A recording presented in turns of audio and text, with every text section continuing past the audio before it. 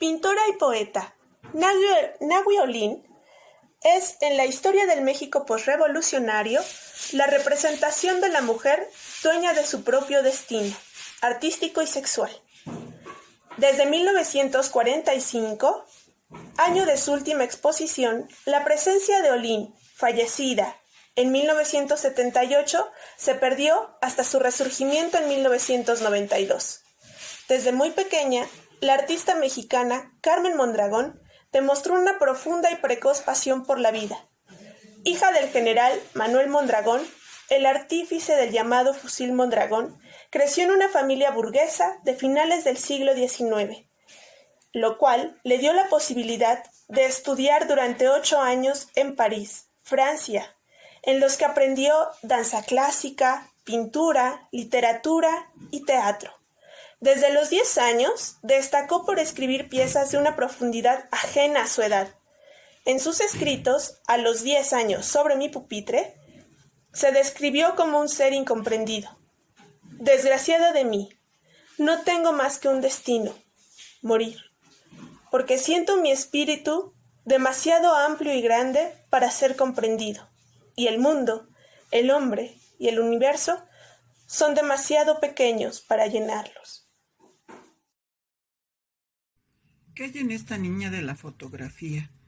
De la anciana que se paseaba por la Alameda Central y vestida de manera excéntrica, que alimentaba a los gatos y decía que controlaba el movimiento del sol con sus propios ojos.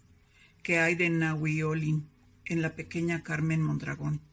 Está allí ya el germen de sus pasiones, de su actuar avasallante y libre, de su voluntad de transgredir las rígidas normas construidas para las mujeres, de sus miedos, de sus arrebatos, de sus versos muchas veces insondables, de los colores que alimentaron su paleta sorprendentemente feliz. ¿Qué hay de la que llegó a ser, de su melancolía, de su carácter irreductible, de sus desbordes, además del profundo verde de sus ojos? La noche para mis ojos se ha acabado. Las tinieblas de mi inteligencia se han transformado en luz transparente. Ella es hija de corazón, de espíritu, de edad. La pasión ardiente, la esperanza, la ilusión y el amor, sobre todo, que me enfurece como un formidable huracán en medio del desierto. Ahora que percibo en medio del desierto, ahora que percibo que sufro y soy sensible a todo, tengo sed de todo lo que es bello, grande y embriagador, con un ardor extremo, una ilusión loca de juventud y de vida. Quiero hacer vibrar mi cuerpo, mi espíritu, hasta los últimos sonidos. El nombre náhuatl se refiere al cuarto movimiento o perpetuo movimiento en relación al calendario mexica, es decir, una constante renovación. Sin duda, Carmen Mondragón Balseca es una mujer de su época, fiel a su espíritu indómito y diáfano, nombre que tomó durante su relación amorosa con el pintor Gerardo Murillo, mejor conocido como Dr. Atl, 1920 a 1925. Es una tácita muestra de un ser revolucionario, opuesto a los cánones porfiristas, en cuyo seno se forjó. Su revolución es intimista, mundialmente nacionalista, obediente a sus propios credos y manifestaciones espirituales de un nuevo nacionalismo, transgresor para la época en que le tocó vivir. Fiel a su espíritu descendiente, marcó toda una época dentro del contexto histórico-social. Es muy interesante cómo la denotación y connotación de su nombre en náhuatl, Nahui Olin, representa el cuarto movimiento del sol. En la cosmología náhuatl también significa movimiento perpetuo con una manifestación de su espíritu. Tan es así que al firmar con el seudónimo, gran parte de su obra podemos observar la representación subjetiva de un ser fascinante. Para mí, para ti, ya no habrá ayer ni mañana. Para nosotros dos, solo hay un solo día, la eternidad del amor y un solo cambio, más amor. Amor que se transforma en más amor, donde no hay ayer ni mañana, solo un espacio infinito. Un día donde la noche no existirá sino para amarnos, una noche que será más luminosa que el día mismo, cuando nuestras carnes se junten. Es nuestro destino. Carta al Dr. Atle. Olin pinta un total de 19 autorretratos. En 6 de ellos se dibuja sola, mirando fijamente al espectador con unos ojos desproporcionadamente verdes, siempre vestida y acompañada por el paisaje que testimonia el lugar, que, como comenta Jacques Derrida en su libro sobre pintura y ceguera, la miro mirarse. Los 13 autorretratos restantes atestiguan a Nahui enamorada. En la mayoría de ellos, el personaje principal es el amante, Matías Santoyo, Lizardo y principalmente el capitán Eugenio Agacino, hombre que murió abruptamente y del cual vivió enamorada hasta el momento de su muerte. Para calzarme los pies, tengo que buscar unos zapatos rojos y negros que besen la tierra con las puntas, que perfeccionen los contornos de mis piernas, con unos calzados rojos y negros que señalen el peligro de ver mis piernas salir de mis faldas que terminan en las rodillas. Y recojo mis faldas con grandes nudos, que no desato más que ante las miradas de aquel a quien le gustan mis rodillas, mis pies calzados con unos zapatos rojos y negro, en mis pasos que son tan diferentes. Caminando, he inventado una música moderna que repique mis inquietudes, encarceladas en mis pies calzados de rojo, de negro, colores que se pueden ver, sin ver. ¿Qué hay en mi vida, en mis pasos, en mis pies? Algo rojo y negro.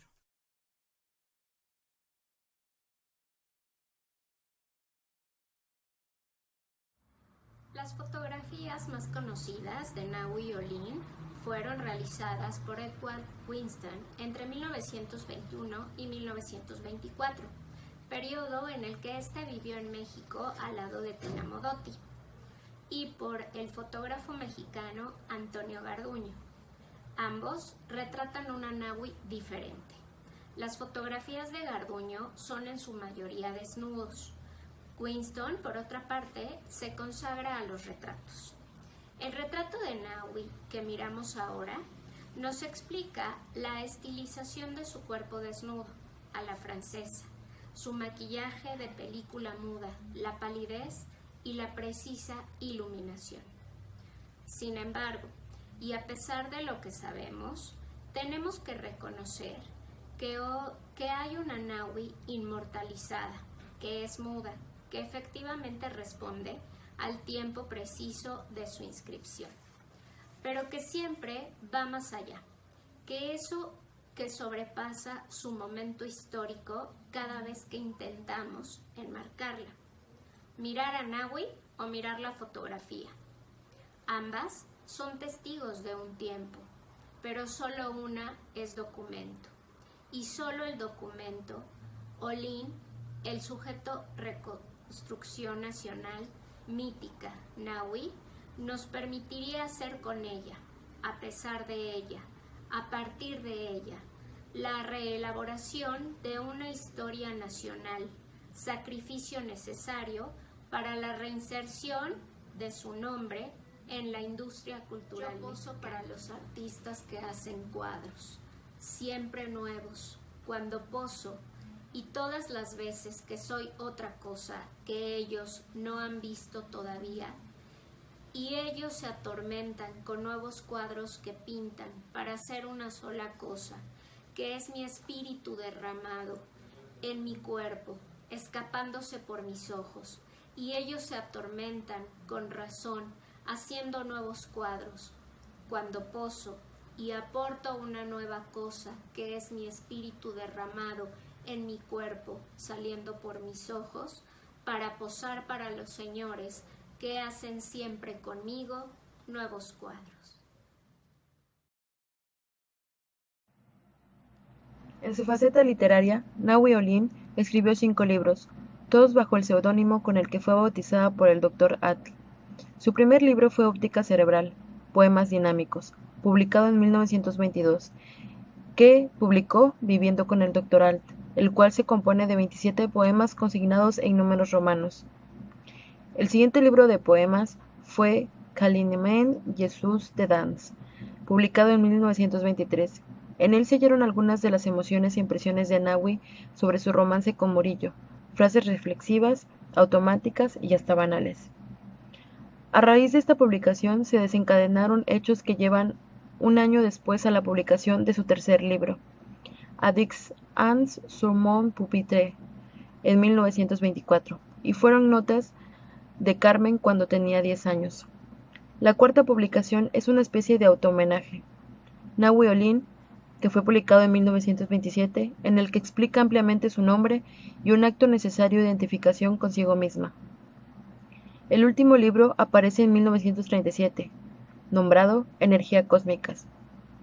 La temática de este conjuga poesía y ciencia, y habla de radioactividad, la materia, la energía, el infinito, menciona a un Einstein y a la relatividad severamente cuestionada, el cosmos, las matemáticas, el tiempo. El verde de oblicuos agujeros, que de un rostro es lo que todos miran, y los que lo miran no saben por qué se extrañan, y miran dentro, con el solo deseo de mirar, y solo ven, y solo saben, y solo creen que son verdes agujeros oblicuos que se ven sin mirar el rostro, y que recuerdan piedras verdes, colores raros sin término de comparación, no penetran la potencia de expresión, la vibratoria inquietud, la constante rebeldía de un espíritu, de un cerebro en acción dotado de millares de fibras microscópicas sensibles al tacto de todo átomo viviente, de toda su materia en toda su esencia, tal cual es el mismo en su substancia, y sobre todo, y con mayor interés, a través de su interpretación cerebral, viviendo en segundos eternidades,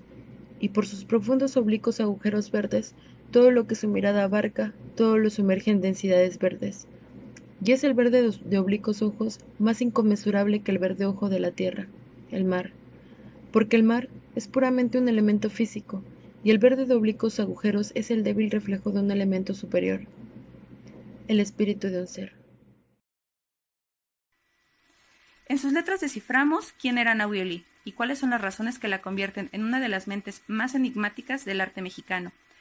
Porque Nahui tiene su propia versión de sí misma, al escribir siempre parte del yo, de su propia interioridad, y desde ahí se sumerge en temas del pensamiento universal como la vida, la muerte, el conocimiento, la filosofía, la ciencia y el de esos mundos nuevos que voy creando sin cesar, y de las cosas, y de los elementos, y de los seres que tienen siempre nuevas fases bajo la influencia de mi espíritu, y mi cuerpo, que tiene siempre loca sed, inagotable sed de inquietud creadora que juega con los mundos nuevos que voy creando sin cesar, y de las cosas que son una y que son mil, con los elementos, con los seres que me dan insaciable sed, y que no sé si tienen algo de sangre, algo de carne o algo de espíritu, que sirven de juegos intermitentes a la sensibilidad de mi materia, y mi espíritu tiene siempre loca sed, pero loca sed de él mismo, de crear, de poseer y destruir con otra creación de mayor magnitud que la que lo destruyó, y mi espíritu tiene loca sed, que nunca se extinguirá, porque su personalidad única no permite comunión o posesión alguna de igual magnitud,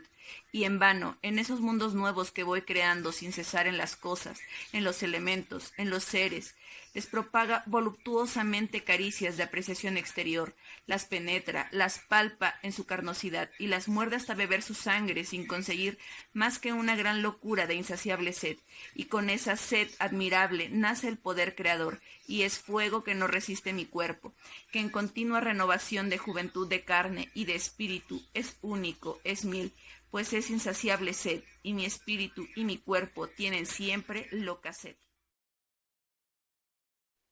Nahui Olin se inspira, coincide y a veces forma parte de un grupo de mujeres transgresoras de esa misma época.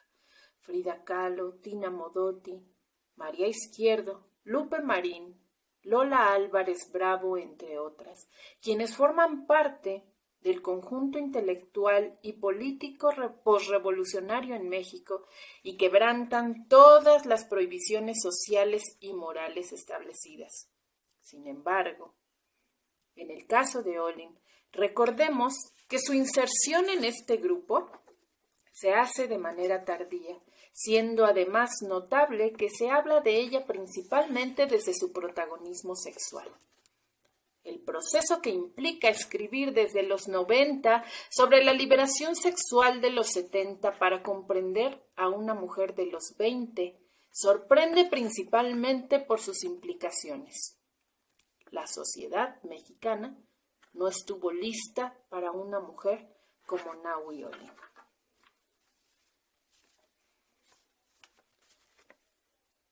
La arena que cubre la pirámide de bronce.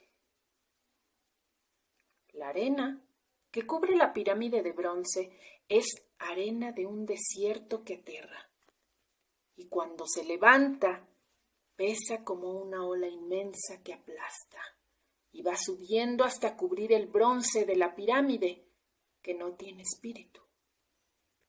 Y su materia va sepultándose sin defensa alguna, bajo la fuerza de la arena de un desierto que aterra, de un desierto que ocupa ínfimo espacio en un enorme continente, de un desierto que quema la materia que no tiene espíritu, la materia que va sepultando la arena que cubre la pirámide de bronce. La liberación sexual que se le atribuye a Nahui solamente puede ser leída por un discurso presente que mira en ella el génesis de su propia historia discursiva. Es bajo esa lectura que Olin se hace víctima de un sistema que no logró comprenderla nunca.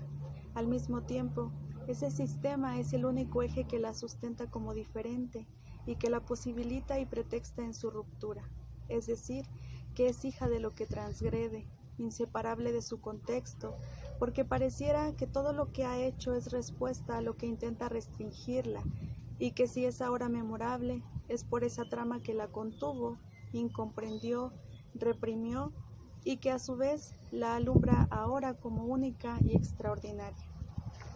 Bajo la mortaja de nieve duerme la Iztaccíhuatl en su inercia de muerte.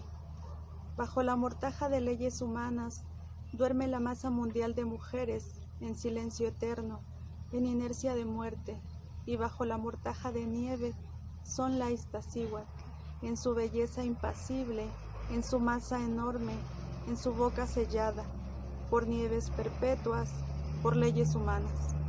Mas dentro de la enorme mole que aparentemente duerme y solo belleza revela a los ojos humanos, existe una fuerza dinámica que acumula de instante en instante una potencia tremenda de rebeldías que pondrán en actividad su alma encerrada en nieves perpetuas, en leyes humanas de feroz tiranía, y la mortaja fría de la Iztaccíhuatl se tornará en los atardeceres en manto teñido de sangre roja, en grito intenso de libertad, y bajo frío y cruel aprisionamiento ahogaron su voz. Pero su espíritu de independiente fuerza no conoce leyes, ni admite que puedan existir para regirlo o sujetarlo bajo la mortaja de nieve en que duerme la Iztaccíhuatl en su inercia de muerte, en nieves perpetuas. Nahui no era la doliente poesía erótica encarnada y retratada por Rivera, ni fue simplemente el volcán amante de Murillo, ni tampoco era la musa capturada por Weston y Garduño. Aquella violencia misógina ejercida sobre su nombre, que la historia reduce a la mujer exótica y loca, se refleja en que solemos conocerla por quienes la retratan, pero no por lo que ella escribe sobre su propio ser. Obras que hoy en día es casi imposible conseguir a pesar de los esfuerzos por la difusión de su obra. Totalidad sexual del cosmos. Somos dos piedras que un dios impune golpea una y otra vez buscando que caiga una sola gota de fuego, con la que alzar una hoguera que lo caliente, que lo hechice contra el frío del tiempo, el frío de estar solo, el frío de no saber que es solo un dios. Dos piedras envueltas en piel, golpeándose una y otra vez en busca de una gota de fuego, con la que empiece una hoguera que incendie el mundo. Olin murió mucho después que los contemporáneos que la acompañaban en la efervescencia de un México al parecer inaudito. La figura de Olin, principalmente por su tarde inscripción, así como por los motivos de su redescubrimiento, combinación de liberación sexual, locura, artista incomprendida, etc., podríamos encontrar justamente esta distancia con la institucionalización de una historia cultural postrevolucionaria, desde la cual sea posible construir otra historia cultural. Independiente fui, para no permitir pudrirme sin renovarme. Hoy, independiente, pudriéndome me renuevo para vivir. Los gusanos no me darán fin, son los grotescos destructivos de materia sin savia. Y vida dan con devorarlo ya podrido del último despojo de mi renovación. Y la madre tierra me parirá, y naceré de nuevo ya para no morir.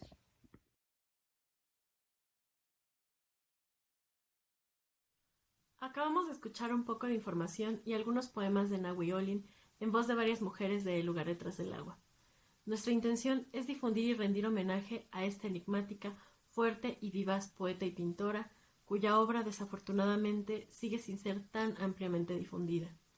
En este día y todos los días, los y las invitamos a seguir leyendo a más y más escritoras. Feliz Día Nacional del Libro.